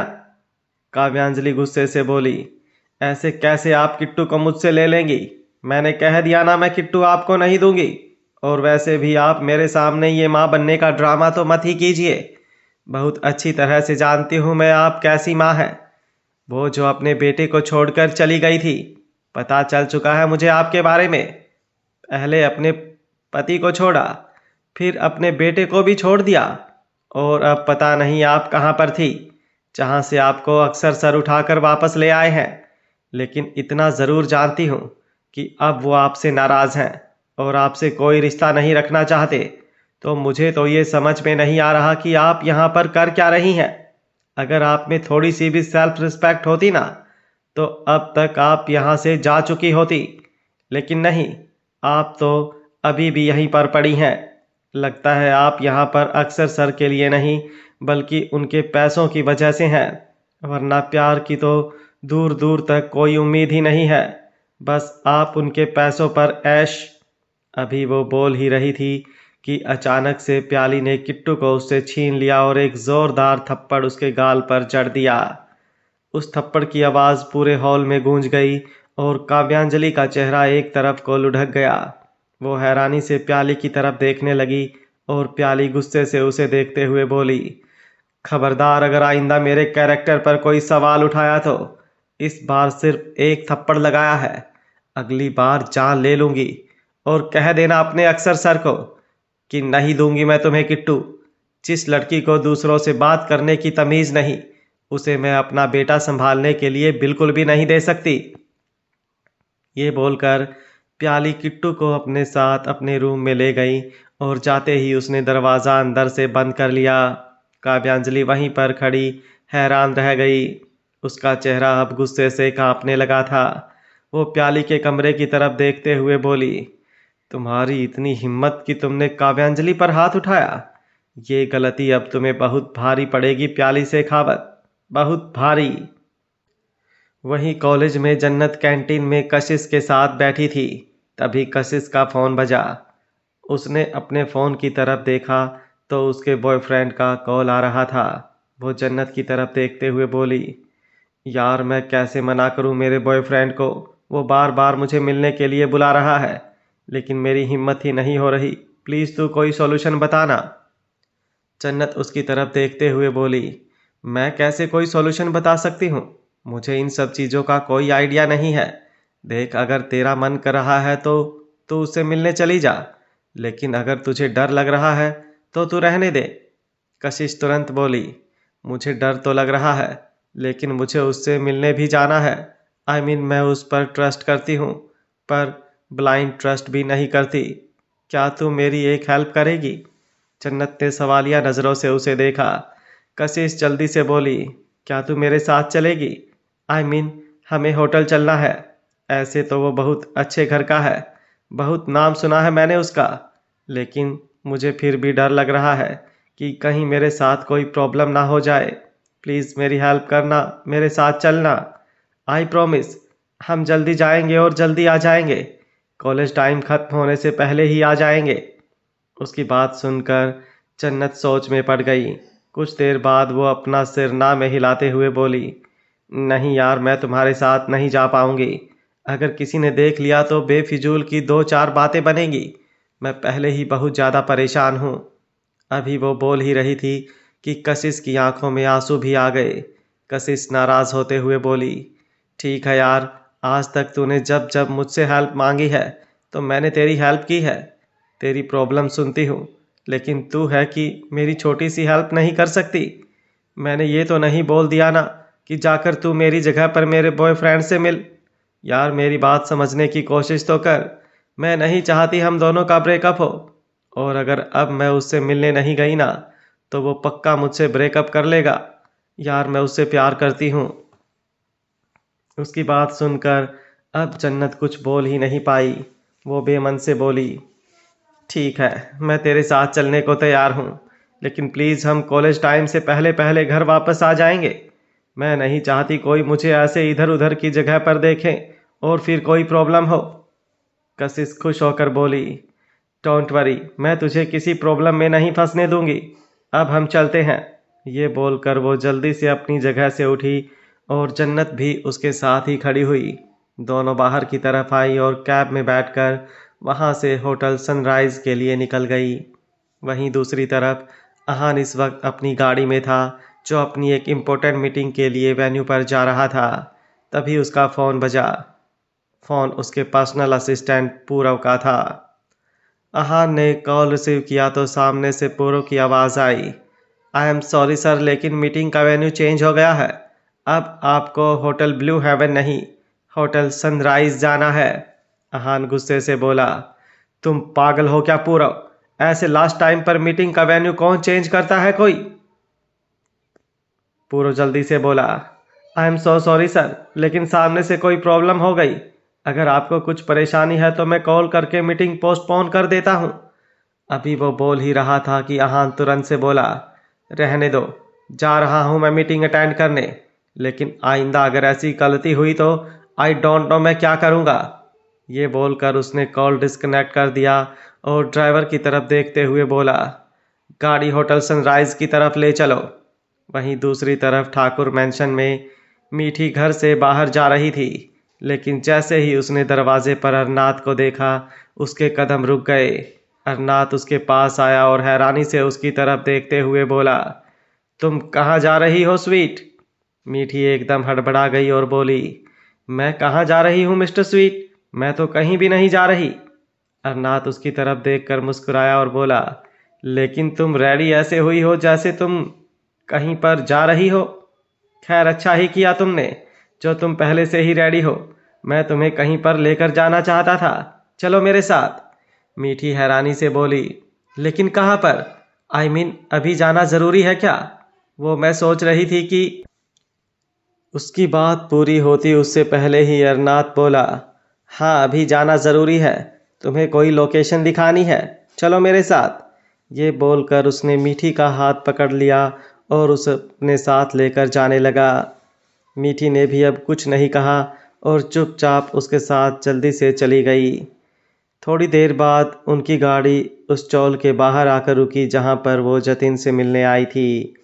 वहाँ पर गाड़ी रुकते देख वो बुरी तरह से कांपने लगी। उसके चेहरे पर उसका डर झलक रहा था। अरनाथ उसकी तरफ देखते हुए बोला, क्या हुआ स्वीट, तुम इतनी परेशान क्यों लग रही हो? मीठी तुरंत से बोली, आप मुझे यहाँ पर क्यों लेकर आए हैं? मेरा मतलब है यहाँ पर क्यों लाए हैं? अरनाथ मुस्कुराया और बोला, तुम्हें लोकेशन दिखानी है स्वीट? मैं ये वाली लोकेशन खरीद रहा हूँ। सोच रहा हूँ यहाँ पर एक होटल बनवाने का या फिर एक अच्छी सी सोसाइटी। वो सब बाद में डिसाइड करूँगा। पहले तुम ये बताओ तुम्हें लोकेशन कैसी लगी? मीठी तुरंत बोली, मुझे इन सब चीज़ों के बारे में नहीं पता। प्लीज़ मिस्टर स्वीट चलिए ना यहाँ से। आई मीन मुझे यहाँ पर कोई प्रॉब्लम नहीं है, लेकिन पता नहीं क्यों मुझे कुछ अच्छा नहीं लग रहा। घबराहट सी हो रही है, मन बड़ा बेचैन हो रहा है। शायद मैंने कुछ गलत खा लिया। क्या हम यहाँ से चलें? अरनाथ बोला, लेकिन क्यों? तुम्हें ऐसा क्यों फील हो रहा है? क्या मैं तुम्हें डॉक्टर के पास लेकर चलूं? मीठी जल्दी से बोली, नहीं डॉक्टर की ज़रूरत नहीं है, बस आप जल्दी से यहाँ से चलिए। घर पर जाकर रेस्ट करूँगी तो मुझे थोड़ा बेटर फील होगा। प्लीज़ यहाँ से चलिए ना। ये बोलते हुए उसने अरनाथ का हाथ पकड़ लिया था। अरनाथ ने तुरंत से उसे अपने सीने से लगाया और बोला, डोंट वरी, अभी ठीक हो जाएगा, हम चल रहे हैं घर। ये बोलकर उसने ड्राइवर को इशारा किया तो ड्राइवर ने तुरंत से गाड़ी वापस ठाकुर मैंशन की तरफ बढ़ा दी। अरनाथ के चेहरे पर तिरछी मुस्कुराहट थी। वो समझ चुका था मीठी के दिल में क्या डर है, लेकिन वो यहाँ पर आकर मीठी को यहाँ का माहौल दिखाना चाहता था। इतना तो वो समझ चुका था कि जतिन ने उसे जो दिखाया होगा वो झूठा था और जो उसने देखा वो सच, और वही सच अब मीठी को दिखाने के लिए अरनाथ से यहाँ पर लेकर आया था। वहीं अरनाथ के सीने से लगी हुई मीठी के चेहरे पर इस वक्त सवालिया एक्सप्रेशन थे। वो उसके सीने से लगी हुई थी, लेकिन उसकी आंखों के सामने वो घर घूम रहा था जहाँ पर वो अपने माँ बाप से मिली थी, और अब वही उसी घर के दरवाजे पर जतिन एक लड़की के साथ खड़ा था और उस पर झुका हुआ था। उन दोनों को देखकर मीठी को कुछ ठीक नहीं लग रहा था और उसे बहुत अजीब सी फीलिंग आ रही थी। वहीं दूसरी तरफ सनराइज होटल में अहान की गाड़ी होटल के पार्किंग एरिया में आकर रुकी और अहान गाड़ी से बाहर निकलकर होटल के अंदर की तरफ आया। अभी वो लिफ्ट की तरफ जा ही रहा था कि उसे सामने लिफ्ट का दरवाज़ा बंद होता हुआ दिखाई दिया, लेकिन उसे ऐसा लगा जैसे उसने लिफ्ट के अंदर जन्नत को देखा हो। उसके कदम तुरंत लिफ्ट की तरफ बढ़ गए, लेकिन तब तक लिफ्ट ऊपर की तरफ जा चुकी थी। शेखावत फार्म हाउस में अक्सर वापस घर पर आया। हालांकि वो रात को ही फार्म हाउस में वापस आया करता था, लेकिन अब जब से किट्टू उसके पास था तब से वो दिन में ही ऑफिस से वापस आ जाता था ताकि एक बार किट्टू से मिल सके। वहीं जैसे ही वो अंदर की तरफ आया, उसकी नज़र हॉल में बैठी रो रही काव्यांजलि पर गई तो वो हैरान रह गया। वो उसके पास आया और उसे सवालिया नज़रों से देखते हुए बोला, किट्टू कहाँ है और तुम रो क्यों रही हो? उसका सवाल सुनकर काव्यांजलि ने रोते हुए उसकी तरफ देखा। जैसे ही काव्यांजलि ने अपना चेहरा ऊपर की तरफ उठाया, अक्सर की आंखें और भी ज़्यादा बड़ी हो गई, क्योंकि काव्यांजलि के चेहरे पर प्याली की उंगलियों के निशान साफ दिखाई दे रहे थे। होटल सनराइज में जन्नत और कशिश दोनों लिफ्ट में थी और जन्नत को फिलहाल बहुत ज़्यादा डर लग रहा था। उसके चेहरे पर ही साफ दिखाई दे रहा था कि वो कितनी ज़्यादा परेशान है। उसे यूं देखकर कशिश ने उसके कंधे पर अपना हाथ रखा और बोली, तुझे इतना ज़्यादा पैनिक होने की ज़रूरत नहीं है जन्नत।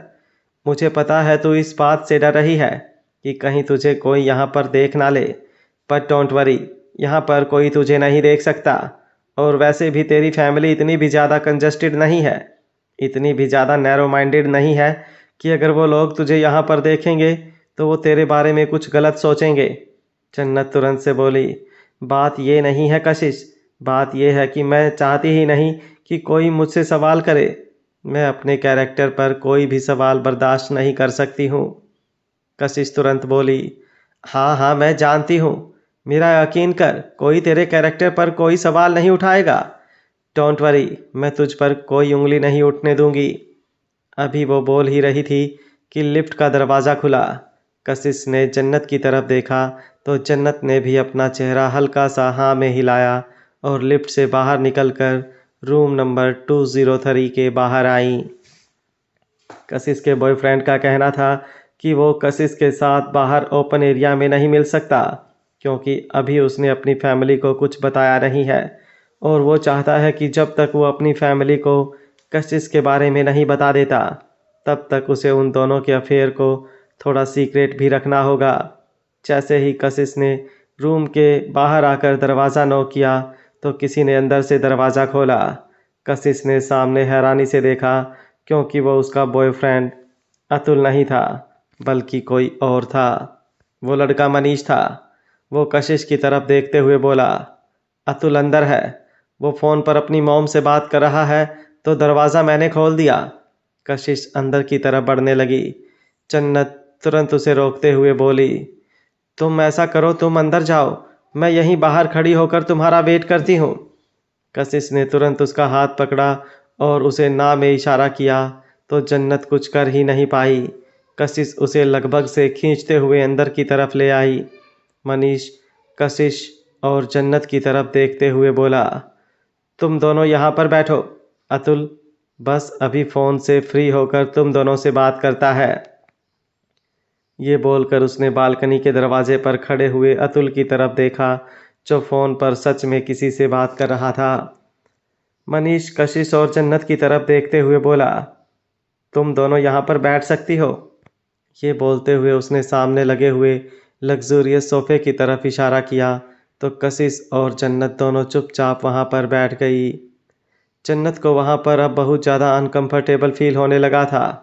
उसका मन कर रहा था कि वो अपने बैग से अपना फ़ोन निकाले और या फिर आहान को या फिर अरनाथ को उसके यहाँ पर होने का एक मैसेज कर दे, लेकिन जैसे ही उसने अपने बैग में से अपना फ़ोन निकालना चाहा, मनीष ने तुरंत वाटर बोतल और गिलास उसकी तरफ बढ़ाकर कहा, पानी पी लो, तुम्हें थोड़ा सही फील होगा।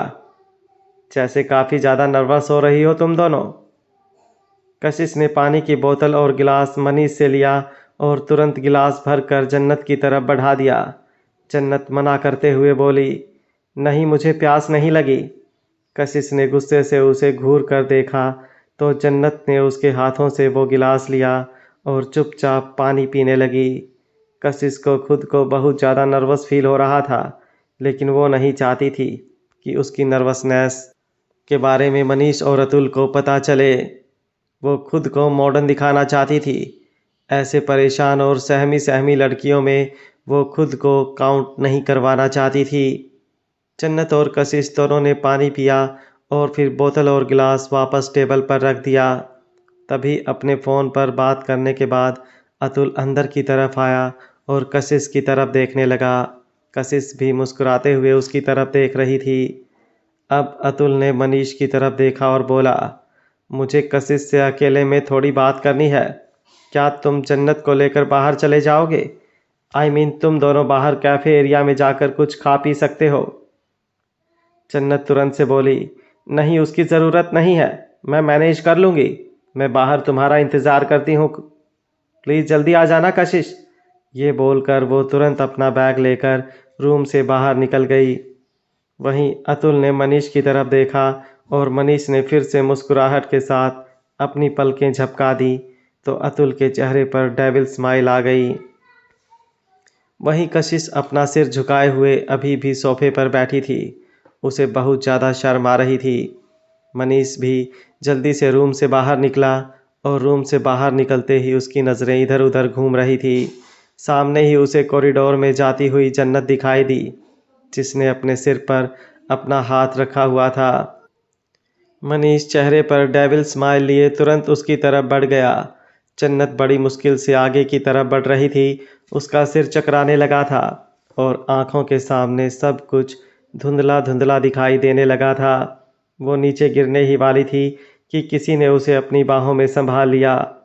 जन्नत उस शख्स की बाहों में झूल गई और वो शख्स कोई और नहीं, अहान था। जैसे ही जन्नत ने अहान की तरफ देखा वो मुस्कुराई और बोली, आप आ गए, मैं कब से आपका इंतज़ार कर रही थी। आखिर मेरा इंतज़ार ख़त्म हुआ। ये बोलकर उसने अहान के कंधे पर अपना हाथ कस दिया और बड़ी ही इंटेंस नज़रों से देखती रही। हालांकि उसकी आंखें बंद हो रही थी, लेकिन उसकी आंखों में छाई हुई मदहोशी साफ नज़र आ रही थी। वहीं अहान उसकी बातें और उसकी हालत देखकर हैरान था। उसका चेहरा एक बार फिर से गुस्से से कांपने लगा था। जन्नत को यहाँ पर देखना ही उसके लिए बहुत था और ऊपर से इस हालत में देखना तो उसके लिए बहुत ही मुश्किल था। उसने पूरी तरह से जन्नत को अपनी बाहों में संभाला और उसे लेकर आगे की तरफ बढ़ गया, जहाँ पर उसने पहले ही अपने लिए एक रूम बुक करवा लिया था। वो जल्दी से जन्नत को उस रूम में लेकर आया तो जन्नत भी उस रूम में आते ही उसकी बाहों से छूटकर बेड की तरफ भागने लगी। अहान ने तुरंत उसका हाथ पकड़कर उसे वापस अपनी तरफ खींचा और बोला, ये सब क्या है हेवन? तुम यहाँ पर क्या कर रही हो? जन्नत ने उसकी तरफ देखा और बोली, व्हाट डू यू मीन कि मैं यहाँ पर क्या कर रही हूँ? आपको दिखाई नहीं देता मैं यहाँ बेड पर हूँ और बेड पर क्या करते हैं? अहान गुस्से से बोला, वो सब तो मुझे भी पता है कि बेड पर क्या करते हैं, लेकिन पहले तुम मुझे ये बताओ कि तुम यहाँ पर किसके साथ आई थी और क्यों आई थी? जन्नत हंसने लगी और बोली, ये होटल है और होटल में किस लिए आते हैं? ऑब्वियसली अपने बॉयफ्रेंड से मिलने। तो मैं यहाँ बॉयफ्रेंड से मिलने ही आई थी। ये बोलकर जन्नत तुरंत पीछे की तरफ हो गई। उसकी बात सुनकर अहान के पैरों तले ज़मीन खिसक चुकी थी। उसका गुस्सा अब सातवें आसमान पर था। वो तुरंत जन्नत के पास आया और उसका हाथ पकड़कर उसने एक झटके से जन्नत को अपने करीब खींच लिया और बोला, what do you mean by तुम अपने बॉयफ्रेंड से मिलने आई थी? तुम्हारी हिम्मत भी कैसे हुई मेरे सामने ये बात कहने की? कैसा बॉयफ्रेंड? कौन है तुम्हारा बॉयफ्रेंड? कहाँ है? बुलाओ उसे। आखिर मैं भी तो देखूं कौन है वो जिसके साथ तुम ऐसे होटल में घूम रही हो। यहाँ पर मैं तुम्हारे लिए परेशान हो रहा हूँ। मेरा दिल जल रहा है और तुम हो कि ये सब घटिया हरकतें कर रही हो। जन्नत तुरंत मायूस सा मुंह बनाते हुए बोली, आप मुझसे नाराज क्यों हो रहे हैं? मैंने कौन सी घटिया हरकत की है? भला बॉयफ्रेंड से मिलना गलत बात होती है क्या? अगर ऐसा है तो आप उस कशिश को डांटिए, मुझे नहीं। वही मुझे यहाँ पर लेकर आई थी। अहान ने गुस्से से अपने सर पर अपना हाथ रखा और जन्नत की हरकतों को देखने लगा, जो अब उसकी समझ से बाहर होती जा रही थी। अचानक उसकी आंखें बड़ी हो गई जब जन्नत ने खुद को अजीब तरीके से छूना शुरू कर दिया। वो अपने कपड़ों को बार बार खींचे जा रही थी, जैसे अपने कपड़े उतारने की कोशिश कर रही हो। वो एकदम इरिटेट होते हुए बोली, मुझे बहुत गर्मी लग रही है, प्लीज़ मेरे कपड़े उतारिए ना, बहुत पसीना आ रहा है, बहुत इचिंग भी हो रही है। अहान ने गुस्से से गरजते हुए कहा, खबरदार अगर फालतू की हरकत करने की कोशिश की तो एक लगाऊंगा मुंह पर और सारी अकल ठिकाने आ जाएगी। उसकी बात सुनकर जन्नत अचानक से रोने लगी। अहान उसके रोने से और भी ज़्यादा इरिटेट होने लगा। वो तुरंत बोला, अब रो क्यों रही हो? जन्नत रोते हुए बोली, आप मुझे डांट रहे हैं, मुझे गर्मी लग रही है यहाँ और आप मुझे डांट रहे हैं। ऐसे नहीं कि मेरी गर्मी दूर कर दें, आपको पता भी है मुझे कितनी प्रॉब्लम हो रही है। ये बोलते हुए वो अपनी नेक पर स्क्रैच करने लगी थी। अहान गुस्से से दांत पीसते हुए बोला, डिस्कस्टिंग, मुझे तुमसे ये उम्मीद बिल्कुल भी नहीं थी। तुम्हें ज़रा भी अफसोस नहीं है कि तुमने कितनी बड़ी गलती की है? अपने पति को धोखा देते हुए तुम्हें बिल्कुल भी शर्म नहीं आई क्या जन्नत ठाकुर? उसके मुंह से जन्नत ठाकुर सुनकर जन्नत ने मुश्किल से अपनी आंखें पूरी तरह से खोली और उसे देखते हुए बोली, क्या क्या कहा आपने मुझे? आपने मुझे जन्नत ठाकुर कहा? अहान बिना एक्सप्रेशन के बोला, हाँ मैंने तुम्हें जन्नत ठाकुर कहा, क्योंकि अब से तुम जन्नत शेखावत तो बिल्कुल भी नहीं हो। ये बोलते हुए उसके चेहरे के एक्सप्रेशंस एकदम सर्द हो गए थे। जन्नत तुरंत अपनी जगह से उठी और बोली, ऐसे कैसे आप मुझे जन्नत ठाकुर बोल सकते हैं? मैं जन्नत शेखावत हूँ, जन्नत अहान शेखावत। खबरदार जो अब मुझे दोबारा जन्नत ठाकुर कहा तो। ये बोलते हुए उसने अहान को उसके गिरेबान से पकड़ लिया। अहान उसे गुस्से से देखते हुए बोला, छोड़ो मुझे। जन्नत भी तुरंत बोली, नहीं छोड़ूंगी। अहान एक बार फिर से बोला, मैंने कहा छोड़ो मुझे। जन्नत एक बार फिर से बोली, मैंने कहा ना मैं आपको नहीं छोड़ूंगी। मैं जानती हूँ आप मुझसे नाराज़ हैं और अब मैं आपकी नाराज़गी दूर करूंगी। ये बोलते हुए उसने अहान को गोल घुमाया और अगले ही पल उसे बेड पर धक्का दे दिया तो अहान की आंखें बड़ी हो गई। वो बेड से उठता उससे पहले ही जन्नत ने अपनी कमर पर अपना हाथ रखा और अपनी कुर्ती को निकाल दिया। अहान एकदम हैरान रह गया। जन्नत उसके सामने अपना दुपट्टा तक उतारने में शर्माती थी। जब वो कभी दोनों करीब भी आते थे तो जन्नत शर्मा कर पागल हो जाती थी और यहाँ पर जैसे जन्नत बेशर्मी की हर हद पार करने पर तुली हुई थी। अहान गुस्से से कांपते हुए बोला, अपने कपड़े वापस पहनो, ये क्या बदतमीजी कर रही हो तुम? ये बोलते हुए वो ऊपर की तरफ उठा, लेकिन जन्नत उसके उठने से पहले ही उसके करीब आ गई और उसके ऊपर झुकने लगी। अहान हैरानी से उसकी तरफ देखने लगा। वहीं दूसरी तरफ मनीष, जिसने जन्नत को अहान के साथ जाते हुए देखा था, वो बहुत ही ज़्यादा परेशान हो रहा था। उसे नहीं पता था जन्नत और अहान कौन है। उसने कभी उन दोनों के बारे में कुछ सुना नहीं था, क्योंकि वो अभी कुछ दिन पहले ही इंडिया आया था और फिर अतुल, जो पहले से ही इंडिया में रहता था, उसके साथ रहकर उसकी हरकतों में उसका साथ देने लगा था। अतुल एक नंबर का लड़कीबाज था। लड़कियों के साथ घटिया हरकतें करना उसकी आदत में शुमार था।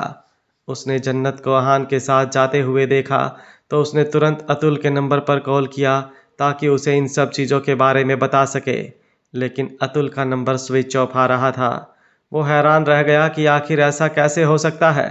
वहीं दूसरी तरफ अतुल बेड पर लेटी हुई कशिश की तरफ देख रहा था, जिसकी आंखें लगभग से बंद हो रही थी, लेकिन फिर भी वो ज़बरदस्ती अपनी आंखें खोलकर अपने कपड़ों को निकालने की कोशिश कर रही थी। रूम में एसी चल रहा था, लेकिन फिर भी कशिश पसीने से तरबतर हो चुकी थी। वो अतुल की तरफ देखते हुए बोली, प्लीज कुछ करो ना अतुल, मुझे बहुत गर्मी लग रही है। अतुल चेहरे पर डेविल स्माइल लिए बोला, डोंट वरी बेबी, तुम्हारी ये गर्मी मैं बहुत तसल्ली से दूर करूंगा। ये बोलते हुए वो कशिश की गर्दन पर झुका और उसकी गर्दन को चूमने लगा।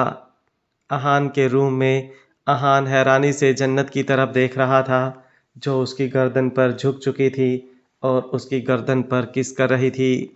अहान ने उसकी पीठ पर अपना हाथ रखा तो उसका हाथ जन्नत की इनरवियर पर लगा और वहां पर हाथ रखते ही वो वापस अपना हाथ उस पर से हटाने लगा। लेकिन जैसे ही उसने हल्का सा अपना हाथ ऊपर की तरफ उठाया, जन्नत ने तुरंत उसके हाथ पर दबाव बनाकर उसका हाथ वहां पर रख दिया और बोली, I am feeling so hot, please मेरी इस हॉटनेस का इलाज करो ना। ये बोलते हुए उसकी आवाज़ बहुत ही ज़्यादा सेलेक्टिव हो चुकी थी और एक पल के लिए अहान भी जैसे अपने होश खोने लगा था। उसकी सांसें भी गहरी हो रही थी। उसका हाथ खुद ब खुद जन्नत की इनरवियर पर चलने लगा और उसने उसकी इनरवियर का हुक खोल दिया। अगले ही पल जन्नत का इनरवियर नीचे की तरफ सरक गया और जन्नत भी अहान की शर्ट के बटन खोलने लगी।